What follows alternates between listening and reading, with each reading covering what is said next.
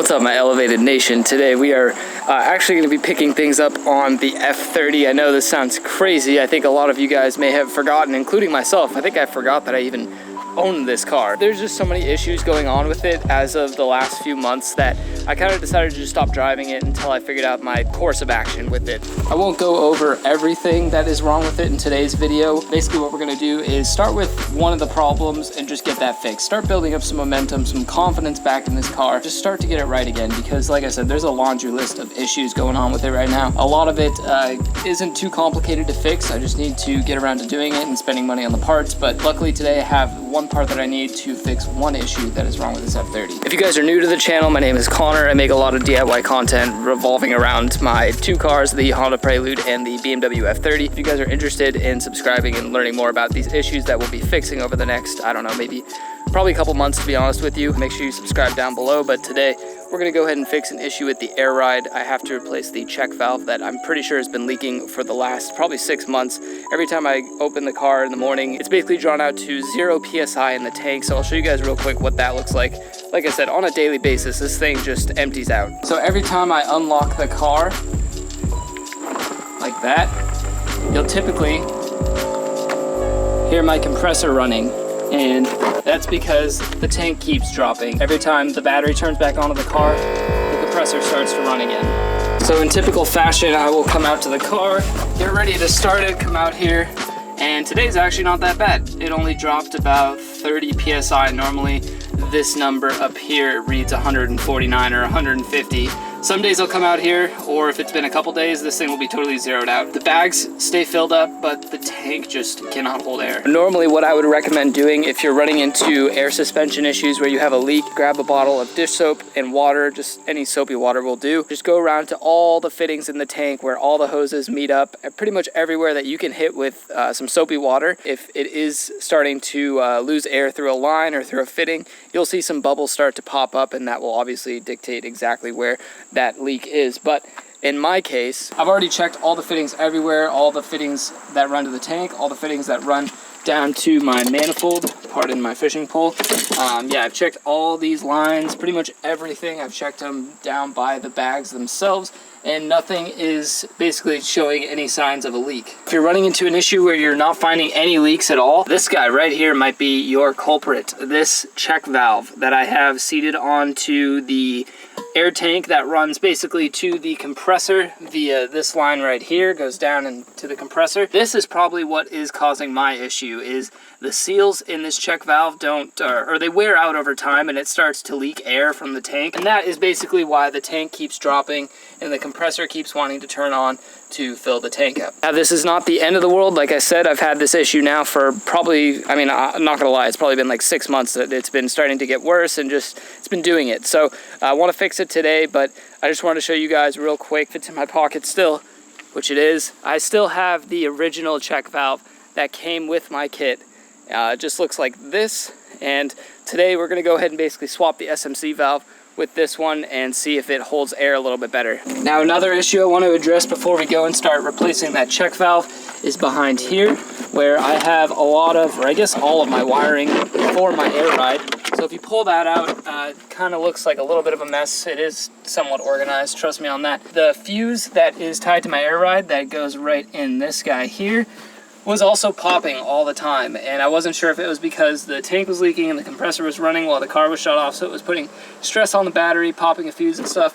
But then I realized that my ground was a little messed up, and I probably can't even show you guys it, but there's a ground right up here. Essentially what was happening with the ground is it was not seated correctly. Like when I put the eyelet on the actual copper wire itself, I didn't crimp it or pinch it enough, so it was still kind of loose a little bit, and that's what I believe was causing the 30 amp fuse to just continuously pop.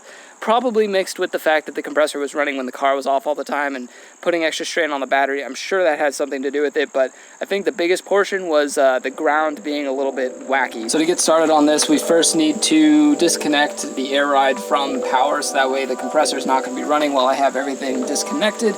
So I'm going to probably just disconnect the negative terminal on the battery. That way everything is just not running, and I'm not going to risk electrocuting myself or anything along those lines.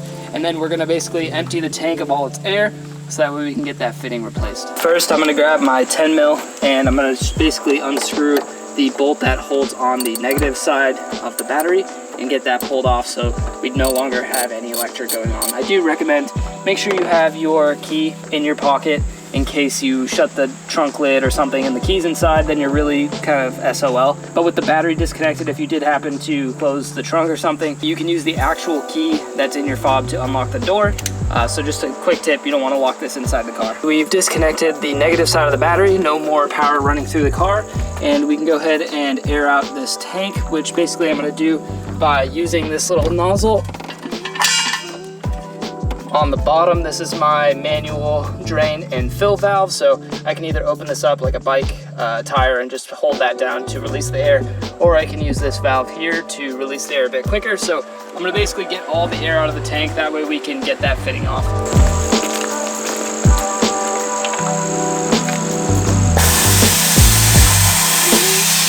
This valve back here is designed to release pressure if the tank was ever to fill up too much. Basically, it will shut itself off, not with the tank being totally empty. So then you can, like I said, take this little nozzle here.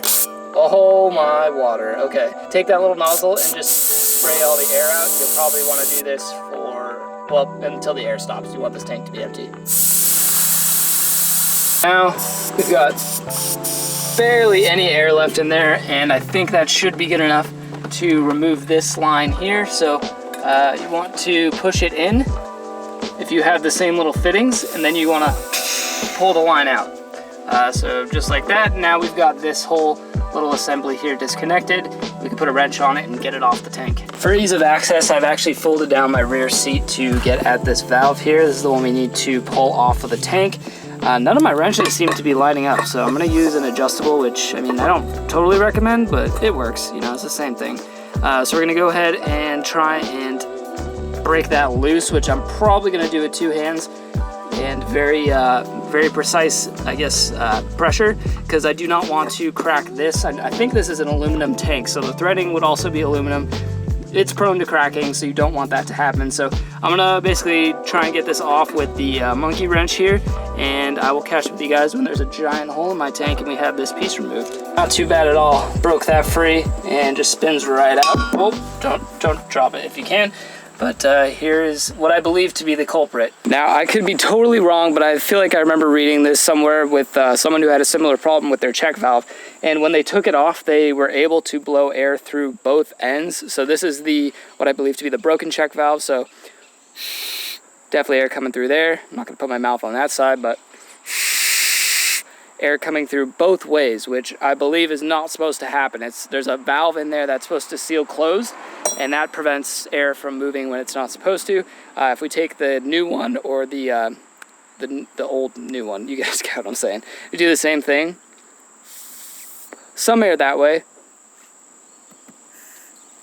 No air coming through this way. So I think that is probably the issue, is this is just always open and always leaking air from the tank to the compressor.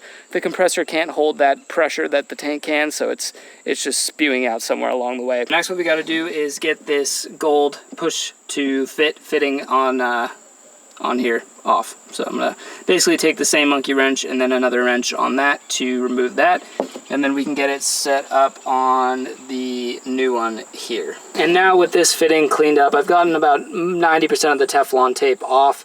I just hit it with a wire brush on a drill and grab some new Teflon tape. When you're putting on the new Teflon tape, you want to make sure you don't get it past like the top 1 or 2 threads, as you don't want the Teflon tape getting inside your system and little fragments of it getting blown around through the air ride system. So just put like about 2 wraps around.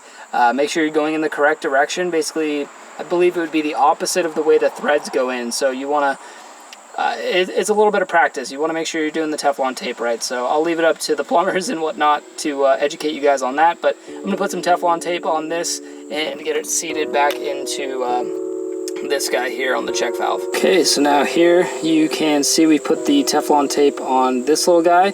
As you can see what I was saying, don't go above, or don't basically cover all of the threads. You can see I left the very top exposed. That's what I meant about getting the Teflon tape inside of your system, is when you screw this in, you don't want the tape to get pinched up or pushed inside of the air ride system. So This should be good to put onto our check valve, and then we can put it back all together onto the tank. Here you have it, folks. The push to fit fitting is onto the new check valve, and we can go ahead and get this, put some Teflon tape on this end here before we put it back into the tank. And on this, it actually does give you the torque rating for this check valve, so I'll make sure I follow that. In this case, it is 22 Newton meters to 25 Newton meters, or 16 to 18 foot-pounds of torque. So I'll make sure I get that set in correctly onto the tank. But we're almost done, guys. This should be the last of it. And our new check valve should be all set to go back onto the tank. Again, left some of those threads exposed up at the top from the Teflon. So we can go ahead and pop this back into the tank. New fitting is all installed and torqued down, so now we can grab this air line again and just push this into our little fitting. Just push the actual piece of plastic ring down, push the air line in, and then pull that ring back out. That should hold it into place. So now what we got to do is reconnect the battery and test this entire system, make sure it holds air. All right, let's go ahead and, well, we've got everything put back together. Let's just go ahead and turn the car on. Let's see how the tank holds, and hopefully it will fill up and hold that PSI at 149 PSI. I don't even know, let's do it.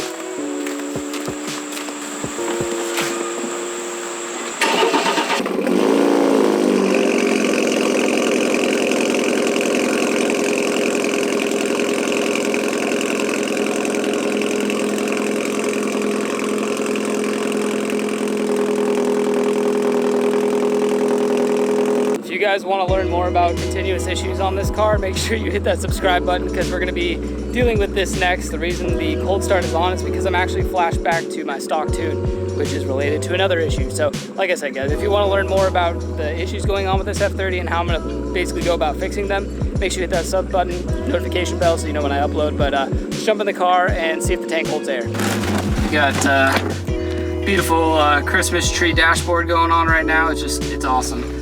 But most importantly, we can look at this guy here, and let's go ahead and turn the compressors back on. Go to compressor, enable, turn that on to enabled, and now like that, I can hear him kicking on. So PSI is going up, and we'll just have to wait and see if this hits 149 and if it holds the air. We're approaching 149, so the compressor should cut out in just a moment. Excellent. So now basically just gonna leave this for, well, actually first let's go ahead and try and just air up a little bit, air out. So we'll go to this setting and we'll jump back up so we use some air. All right, so now it's holding. It seems to be working totally normal. I'm gonna go ahead and let this jump back up to 149.